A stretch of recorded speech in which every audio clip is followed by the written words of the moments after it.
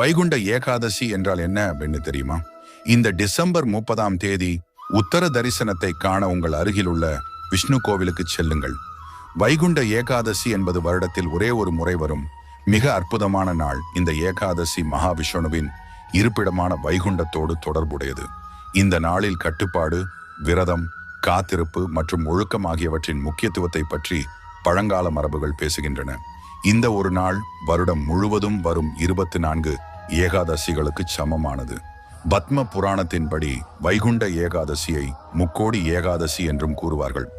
அன்று வடக்கு திசையில் உள்ள வைகுண்ட வாசல் திறக்கப்படும் போது அதனை மோட்ச துவாரம் என்றும் அழைப்பார்கள். அந்த சமயத்தில் முக்கோடி தேவர்களும் இந்த வைகுண்ட வாசல் வழியாக ஸ்ரீ மகாவிஷ்ணுவை தரிசிக்க செல்வார்கள். முக்கோடி தேவர்களும் இணைந்து கொண்டாடும் ஒரே ஏகாதசி இந்த வைகுண்ட ஏகாதசி ஆகும். இந்த ஒரு நாளில் கோவிந்தனை தரிசித்தாலோ அல்லது மனதார நினைத்தாலோ